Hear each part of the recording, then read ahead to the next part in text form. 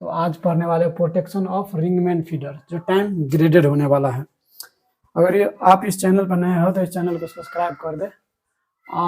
इसमें फॉल्ट कैसे डिटेक्ट करता है वो जानने से पहले इसमें क्या क्या कंपोनेंट होता है जो एक बार देख लेते हैं।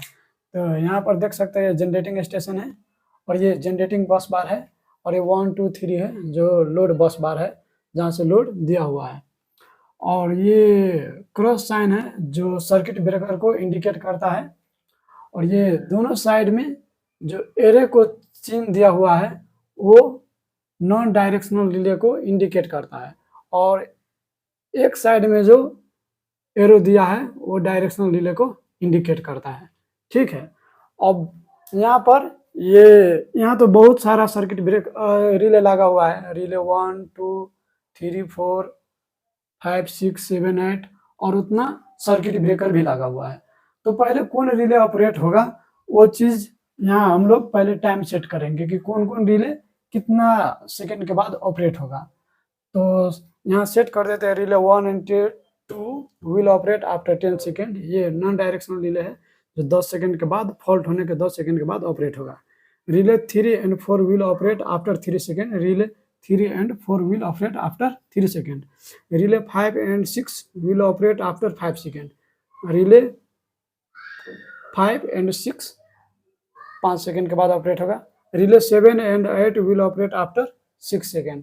7 और 8 है जो फॉल्ट होने के 6 सेकेंड के बाद ऑपरेट होगा। तो अब सपोज कीजिए कि ये पी पॉइंट पे फॉल्ट हुआ यहाँ पर, तो अब ये फॉल्ट हुआ तो यहाँ ये फॉल्ट हुआ यहाँ पर, तो पावर फ्लो का पाथ जो है जो कितना हो सकता है। तो सपोज करिए एक है जो यहाँ से पावर फ्लो हो सकता है, ऐसे एक पावर फ्लो का पाथ ऐसे करके हो सकता है, यही तो दो पाथ है। तो अब यहाँ पर देखिए, अगर सब इमेजिन कीजिए कि यहाँ से पावर फ्लो हो रहा है तो रिले 1 ऑपरेट होगा। ठीक है, रिले 1 ऑपरेट होगा। अगर इस तरह से पावर फ्लो हो रहा है तो कौन कौन रिले ऑपरेट होगा। अगर इस तरह से पावर फ्लो हुआ तो रिले 2 ऑपरेट होगा।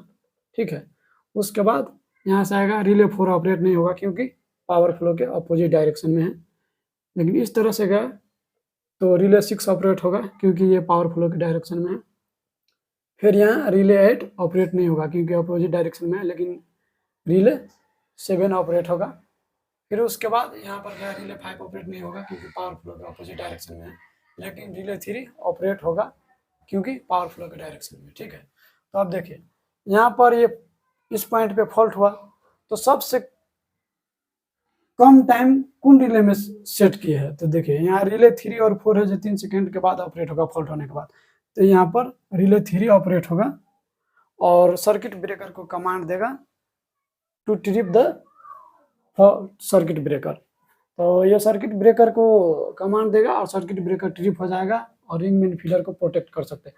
अगर बाय द वे ये रिले 3 है जो फेल हो गया तो उस कंडीशन में फिर दूसरा रिले ऑपरेट होगा। तो दूसरा रिले ऑपरेट होगा, सबसे कम समय में कौन रिले सेट किए है, तो ये 5 सेकेंड में रिले 5 और 6 सेट किए हैं। तो यहाँ पर रिले 6 ऑपरेट होगा क्योंकि पावर फ्लो के डायरेक्शन में, रिले 5 तो ऑपरेट नहीं होगा, तो रिले 6 ऑपरेट होगा और सर्किट ब्रेकर को कमांड देगा ट्रिप होने के लिए। अगर बाय द वे रिले 6 भी फेल हो गया तो उस कंडीशन में फिर यहाँ पर 6 सेकेंड में कौन रखे हैं, 7 और 8, तो रिले 7 ऑपरेट होगा और सर्किट ब्रेकर के कमांड देगा ट्रिप होने के लिए।